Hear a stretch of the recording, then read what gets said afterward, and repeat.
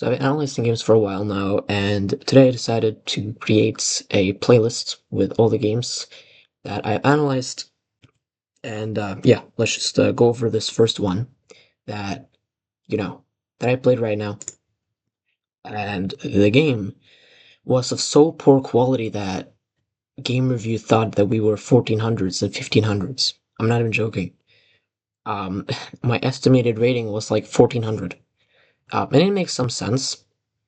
And yeah, the opening my opponent plays is the move b3, which is not an opening, I know, as you can probably tell. Um, and I'm kind of forced to play a very passive setup. Like, I just play this weird setup. Like, the engine recommends to play e5 here, but that looks really stupid.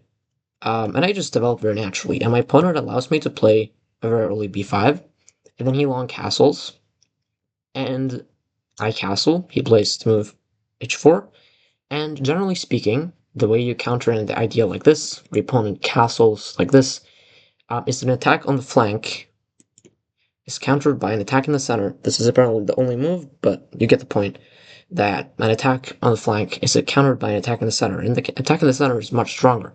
So if he goes here, then I can either go here or here. Like here, the engine recommends to go g4 and just go all in, but you're losing a pawn, um, and that's not good. So I take with a pawn, and they go here, and I just go d4. And here, I have complete center control, and I'm much better. I've played this game pretty much perfectly. He takes, I take with a bishop, he plays g4, and his attack looks really menacing. But because I have center control, his attack is really nothing. And mainly because I have Mune response. If I go here, I'm probably losing. Look at that, I'm already losing. Because this is a hook. If I go here, I'm also probably losing.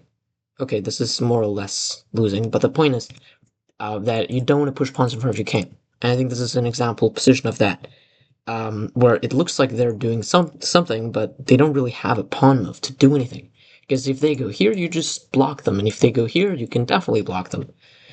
So I ended up playing the move f6, which is not necessary, doesn't really matter. We just trade a bunch of pieces, and he goes h6, and obviously you have to go g6.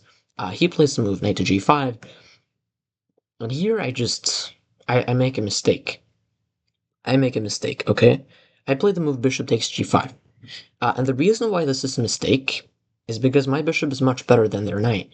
And the engine here recommends to go rook a2 and just to play on that side of the board. So the problem here is that it's really difficult for white to do anything. Like, can you come up with a candidate move even? Like, white maybe can play f4, but this is even not even like even just c4 here according to the engine. You're just blowing open that side of the board. But I ended up taking, and now I played rook takes f2, and I was like, this can't be that bad. But I kind of missed this move, and here I made a big blunder. I think I played the most natural move. The engine here says the best move is to go here with bishop g4, which makes sense. And the idea is here you go queen d5 with a fork, and then there is rook e1, queen takes c6, and you just play this position where you're up in exchange. Although there is bishop takes d4, and then the game goes on here. But I play queen e7, which is a blunder, because he takes and I go here, and I thought that I have to be at least equal or at least better, but I'm not, because of two brilliant moves. Like here, the move he played in the game was here. If he moves the queen anywhere, I'm winning. If he moves the queen literally anywhere, I'm winning. And those were the only moves I calculated, by the way. I didn't calculate anything else. But he can sacrifice the rook. Yeah, he can sacrifice the rook, and then he can sacrifice the queen. This is what we both missed. And then if I take it, he has h7, and I go here, and this is mate. So I would have to go here, and then he makes a queen, and this position is losing, even though material is equal. Because my king is so unsafe. So, but also it is rook c7. This move also is winning, because if I take, he takes my rook, and this is also losing. But both of us missed both of those moves. He played queen d1, and I went for this check, and then I went here. Obviously here bishop e7. I mean, I saw this during the game, but I thought this move had to be winning too, because, I'm putting a little bit of pressure, but it turns out, as I quickly realized, I don't have any pressure. I'm never going to take the pawn on d3. It's Not gonna happen, you know? So he went here, I moved my queen away, and then he went rook c7, I went here, kind of building up the advantage for my opponent. So here, apparently, they had to play rook g7 check, and then rook e1. This was apparently the way to go. What? What if I... Oh, okay, that's the point. Yeah, this is obviously winning.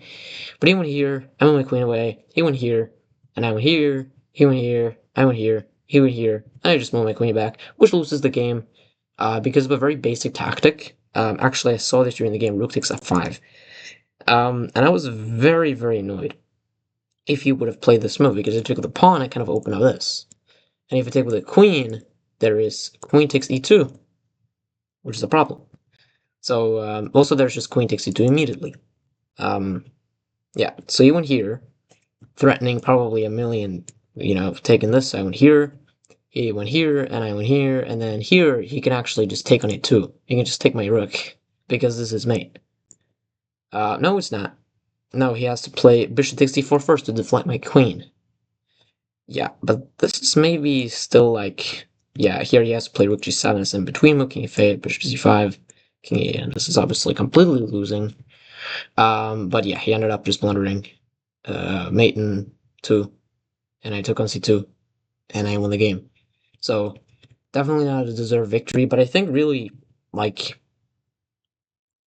taking this was really my biggest mistake. Like, yeah, there were some other minor, like, here I have to play bishop g4 instead, because here I have queen d5, and then here.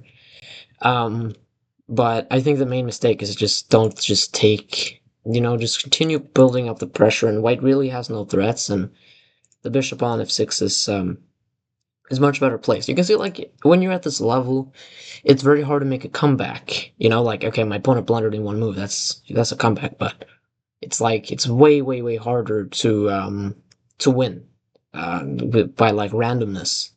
And we calculate a lot. A lot of it is wrong, a lot of it is correct. But yeah, I think sort of for my opponent, the most destructive part is that playing this idea of long castling this opening is bad because I just counterattack in the center. That was episode 1. Bye.